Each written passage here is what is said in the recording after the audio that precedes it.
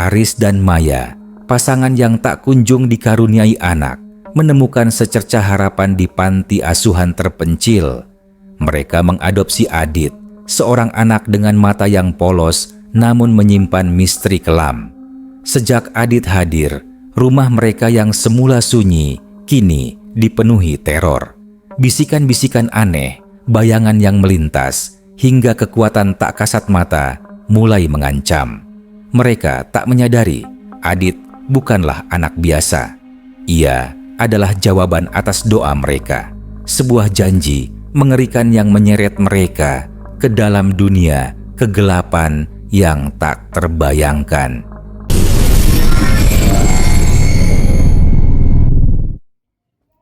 Malam itu, di dalam sebuah rumah tua yang sunyi, Aris dan Maya duduk di ruang tengah, ditemani keheningan yang menyesakkan. Sudah 10 tahun mereka menikah, 10 tahun mereka mendambakan tangisan seorang anak. Rumah besar itu terasa begitu hampa. Setiap sudutnya dipenuhi bayangan-bayangan impian yang tak pernah terwujud. Malam itu, Maya kembali menangis. Suaranya pecah di antara kesunyian. "Aris, aku lelah," bisiknya lirih. Lelah menanti sesuatu yang tak pernah datang. Aris hanya bisa memeluk istrinya. Hatinya remuk redam. Ia tahu betul rasa sakit itu. Setiap kali melihat pasangan lain menggandeng anak mereka, setiap kali mendengar tawa riang dari rumah tetangga, Aris merasa seperti ada lubang menganga di dadanya. Keputusasaan mereka mencapai puncaknya hingga suatu hari, Aris menemukan sebuah brosur panti asuhan di kotak pos. Panti asuhan Cahaya Kasih namanya.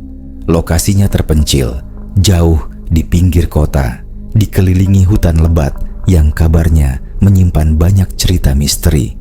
Aris ragu, tetapi melihat sorot mata Maya yang tiba-tiba berbinar, ia tak tega menolaknya. "Siapa tahu ini adalah jalan kita," kata Maya dengan harapan baru. 2 minggu kemudian, mereka mengendarai mobil menuju panti asuhan itu. Jalanan yang mereka lalui semakin sempit dan berkelok, dipenuhi pohon-pohon rindang yang seperti membentuk terowongan gelap. Udara terasa dingin dan lembab, seolah hutan itu tidak pernah disinari matahari.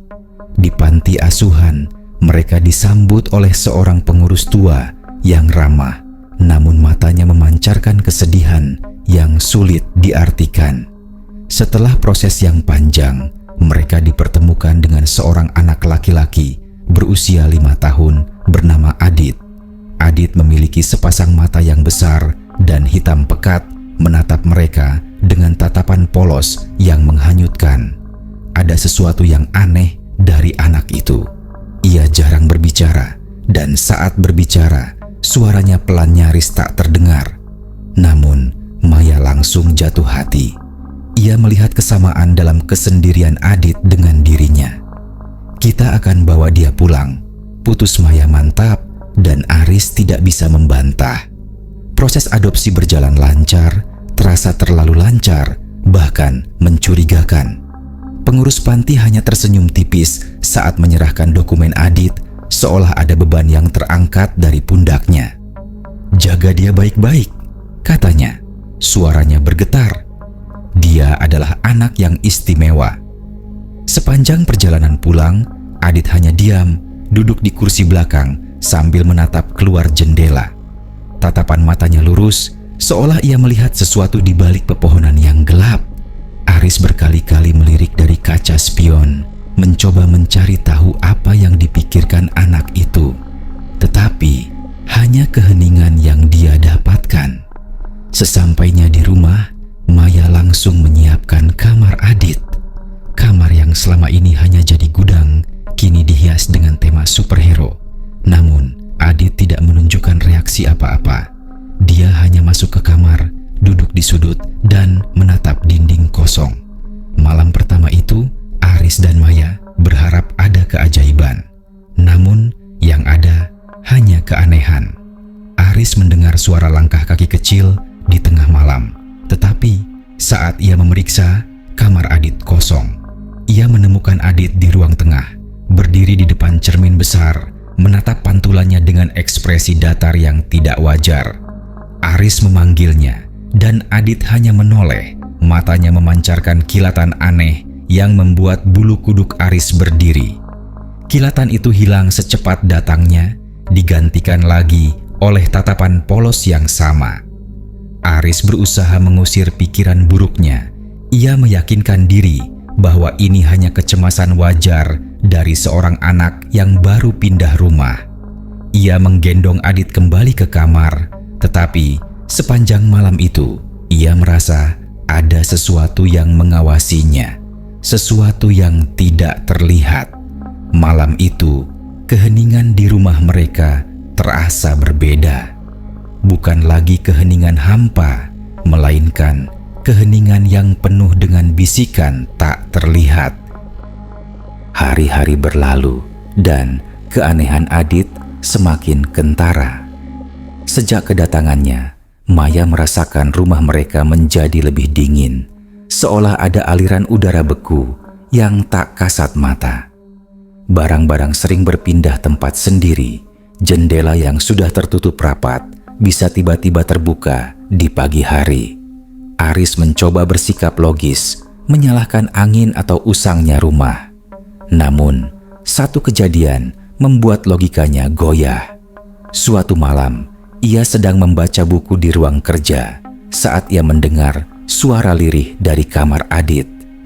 Aris berjalan mendekat dan suara itu semakin jelas. Bukan suara Adit yang biasa, tapi suara bisikan yang terdengar dari dalam lemari pakaian. Saat ia membuka lemari, ia menemukan Adit sedang meringkuk di dalamnya, berbicara dengan sesuatu yang tidak ada. Wajahnya menunduk dan bisikan itu terdengar seperti suara anak kecil yang saling menimpali. Aris terkejut, ia memanggil nama Adit dan bisikan itu langsung lenyap. Adit mendongak, matanya yang besar menatap Aris tanpa ekspresi. "Kamu sedang bicara dengan siapa, nak?" tanya Aris, mencoba untuk tidak terdengar ketakutan. Adit hanya menggeleng pelan, lalu menunjuk ke arah celah di bawah pintu. "Ada yang datang?" bisiknya, suaranya serak. Aris membeku. Ia tidak melihat apa-apa di bawah pintu. Ia menoleh kembali ke Adit, tetapi anak itu sudah membalikan badan dan menghadap dinding, seolah sedang mendengarkan sesuatu. Aris merasa merinding. Ia menggendong Adit keluar dari lemari dan menidurkannya kembali di ranjang. Sejak malam itu, Aris sering melihat Adit berbicara sendiri, menatap sudut-sudut ruangan yang kosong, dan tertawa tanpa sebab. Tawa itu bukan tawa riang anak-anak, melainkan tawa yang terdengar dingin, seperti pecahan kaca. Keanehan itu juga mulai dirasakan oleh Maya. Suatu sore, saat sedang menyiapkan makan malam, ia mendengar suara gumaman dari dapur. Saat ia mencari sumber suara, ia melihat Adit berdiri di dekat kompor. Tangannya terulur ke arah nyala api, seolah sedang berkomunikasi dengannya. Api itu tidak berkedip, tidak bergeming, seolah ada kekuatan yang menahannya. Saat Maya memanggil, Adit menarik tangannya, dan nyala api itu kembali normal, berkedip-kedip seperti biasa. Maya terdiam, ngeri. Ia bertanya pada Adit, "Apa yang kamu lakukan, sayang?" Adit menoleh, matanya yang pekat menatap Maya. Dia bilang, "Dia lapar," jawabnya polos. "Dia mau makan api." Maya tidak tahu apa yang harus ia pikirkan. Ia mencoba meyakinkan diri bahwa ini hanya imajinasi anak-anak, tetapi hati kecilnya berbisik lain. Malam itu, Aris dan Maya membicarakan keanehan Adit. "Apakah kamu tidak merasakan ada yang aneh, Aris?" tanya Maya. Suaranya bergetar. "Aku takut." Aris berusaha menenangkan Maya, tetapi ia sendiri tidak bisa. Ia menceritakan kejadian di kamar Adit. Maya memeluk Aris erat. Ketakutan mereka berdua membaur. "Mungkin kita harus membawanya ke dokter," usul Aris. Maya setuju, tetapi saat mereka mencoba mencari tahu tentang masa lalu Adit, mereka menemui jalan buntu. Pengurus panti asuhan menolak memberikan informasi lebih lanjut. Telepon mereka tidak diangkat, dan saat Aris mencoba datang langsung, panti itu sudah kosong, terbengkalai. Panti itu seolah menghilang di telan bumi, meninggalkan Aris dan Maya dengan satu pertanyaan yang mengerikan. Siapa sebenarnya Adit? Kehilangan jejak panti asuhan Cahaya Kasih membuat Aris dan Maya semakin panik. Mereka merasa seperti dijebak dalam sebuah permainan mengerikan. Setiap kali mereka berusaha mencari informasi tentang Adit, mereka selalu menemui jalan buntu. Tidak ada catatan kelahiran, tidak ada riwayat medis, bahkan tidak ada jejak nama Adit di catatan sipil. Anak itu seolah tidak pernah ada sebelum mereka mengadopsinya. Keadaan ini membuat Maya menjadi lebih tertekan. Ia mulai mengalami mimpi buruk, di mana ia melihat sosok Adit berubah menjadi bayangan gelap yang mengerikan, menertawainya dengan suara serak. Sementara itu, keanehan Adit semakin tak terkendali. Ia tidak lagi hanya berbicara dengan dinding. Ia mulai menggambar. Gambarnya bukan gambar anak-anak biasa. Ia menggambar makhluk-makhluk aneh dengan tangan panjang dan mata merah menyala. Gambarnya sangat detail, seolah ia benar-benar pernah melihat makhluk-makhluk itu. Suatu malam, Aris menemukan Adit di ruang bawah tanah. Ruangan yang sudah lama tidak mereka gunakan itu kini penuh dengan gambar-gambar Adit. Dinding, lantai, semua penuh dengan gambar makhluk-makhluk mengerikan itu.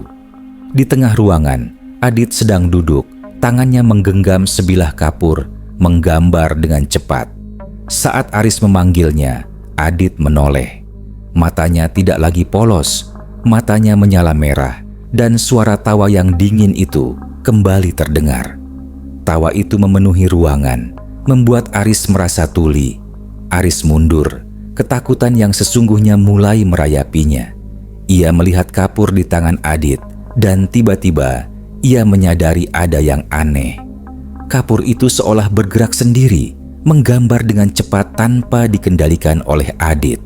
Tangan Adit hanya memegang kapur itu, tetapi yang menggerakkannya adalah kekuatan lain. Aris berteriak memanggil nama Maya. Saat Maya datang, tawa itu berhenti. Mata Adit kembali ke keadaan normal. Ia menatap mereka dengan tatapan bingung, seolah tidak tahu apa yang sedang terjadi. "Ada apa?" tanyanya polos. Aris dan Maya saling berpandangan.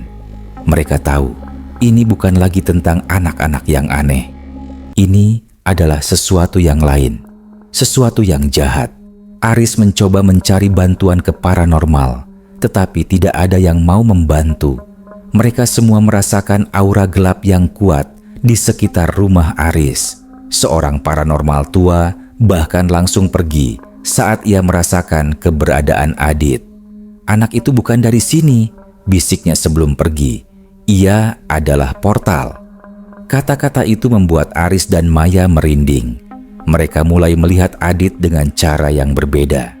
Setiap tatapannya, setiap bisikannya, setiap keanehan yang ia tunjukkan kini terasa seperti ancaman. Mereka mulai takut berada di dekatnya, tetapi mereka tidak bisa meninggalkannya. Mereka merasa bertanggung jawab. Mereka telah mengadopsinya, dan mereka merasa terikat dengannya, terikat oleh sebuah janji yang dibuat tanpa tahu konsekuensinya. Malam itu, Aris dan Maya tidur dengan gelisah. Mereka tidak bisa tidur nyenyak lagi sejak Adit datang. Mereka mendengar suara-suara aneh dari setiap sudut rumah. Suara gesekan, bisikan lirih, dan tawa yang menggema. Mereka tahu sesuatu yang jahat telah masuk ke dalam rumah mereka. Sesuatu yang tersembunyi di balik mata polos Adit.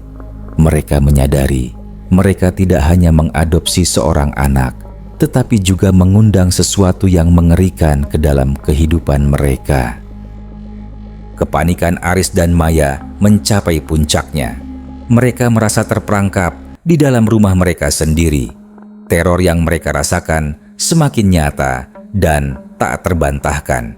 Adit tidak lagi hanya aneh. Ia mulai menunjukkan kekuatan yang tidak wajar. Suatu sore, saat Maya sedang memasak, ia melihat Adit di luar jendela, berdiri di tengah taman. Tiba-tiba, ia melihat beberapa kuntum bunga layu dan mati dengan cepat, seolah energi kehidupan mereka diserap oleh Adit. Saat Adit menoleh ke arah Maya, matanya yang pekat itu kembali menyala merah.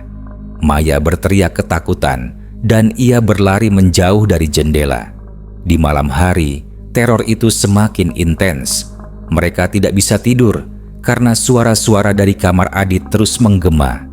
Suara itu bukan suara anak-anak yang bermain, melainkan suara aungan dan geraman, seperti suara seekor binatang buas. Aris memberanikan diri untuk memeriksa, tetapi setiap kali ia mendekati pintu kamar Adit, suara itu berhenti. Saat ia membuka pintu, Adit sedang tidur dengan pulas, wajahnya polos, seolah tak terjadi apa-apa. Namun, saat Aris membalikan badan, ia melihat bayangan hitam besar melintas cepat di belakangnya. Aris menoleh, tetapi tidak ada apa-apa. Ia tahu ia tidak berhalusinasi. Ada sesuatu di sana, sesuatu yang tinggal di dalam kamar Adit. Malam berikutnya, saat Aris dan Maya tidur, mereka mendengar suara aneh dari kamar mereka sendiri. Suara itu terdengar seperti suara Adit, tetapi nadanya dingin dan sinis. "Ibu dan ayah, takut padaku?" Bisikan itu terdengar di telinga Maya, membuatnya terbangun dengan kaget. Ia menoleh ke arah Aris dan ia melihat bayangan Adit sedang berdiri di dekat ranjang mereka. Bayangan itu tinggi, kurus, dan memiliki mata yang bersinar merah. Maya tidak bisa bergerak, seluruh tubuhnya kaku karena ketakutan. Bayangan itu mencondongkan tubuhnya ke arah Aris dan suara tawa yang dingin itu kembali terdengar. Tawa itu seperti suara ratusan orang yang tertawa bersamaan, memenuhi seluruh ruangan. Aris terbangun. Ia melihat bayangan itu dan ia tahu ini bukan mimpi. Ia mencoba berteriak, tetapi suaranya tercekat di tenggorokan. Tiba-tiba bayangan itu lenyap dan Adit berdiri di sana, menatap mereka dengan mata polosnya. "Mama dan Papa kenapa?" tanyanya. Suaranya pelan. Aris tidak bisa berkata apa-apa. Ia hanya bisa memeluk Maya, menenangkan istrinya yang gemetaran. Mereka tahu mereka tidak bisa tinggal di rumah ini lebih lama lagi. Mereka harus pergi. Malam itu, Aris dan Maya memutuskan untuk membawa Adit ke tempat yang jauh dari rumah itu. Mungkin ke sebuah klinik khusus atau panti asuhan lain. Namun, saat mereka mencoba meninggalkan rumah, pintu depan terkunci rapat. Jendela-jendela yang biasanya mudah dibuka, kini seolah-olah dilem. Mereka terperangkap. Aris mencoba mendobrak pintu, tetapi pintu itu tidak bergerak. Tawa dingin itu kembali terdengar, memenuhi seluruh rumah. Aris dan Maya menoleh ke arah tangga. Adit sedang berdiri di sana, menatap mereka dengan mata merah menyala. Senyumnya menyeringai. "Jangan pergi," bisiknya, "kita akan selamanya bersama." Kata-kata itu terdengar dingin, penuh ancaman. Mereka tahu, mereka telah mengadopsi setan ke dalam rumah mereka. Setelah malam yang penuh teror, Aris dan Maya memutuskan untuk tidak lagi melarikan diri. Mereka harus menghadapi apapun yang ada di depan mereka. Pagi itu, mereka mencoba berbicara dengan Adit, tidak sebagai orang tua, tetapi sebagai orang yang mencari jawaban. Mereka duduk di ruang tengah dan Aris menatap Adit dengan tatapan yang serius. "Adit," katanya, "siapa kamu sebenarnya?" Adit tidak menjawab. Ia hanya menunduk, menggambar sesuatu di lantai dengan jarinya. Gambar itu adalah gambar mereka berdua, Aris dan Maya, dengan mata yang kosong. Maya merasa tak tahan lagi.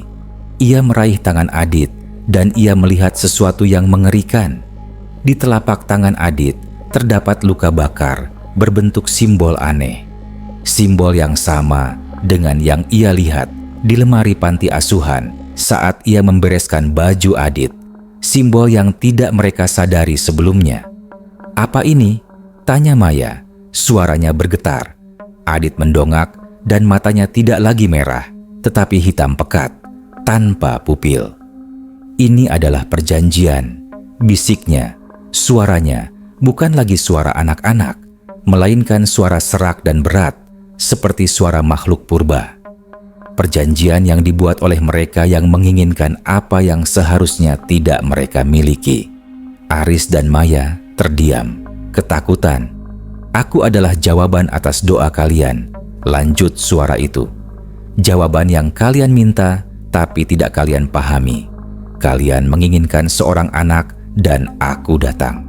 Mereka menyadari mereka telah melakukan sebuah perjanjian tanpa sadar.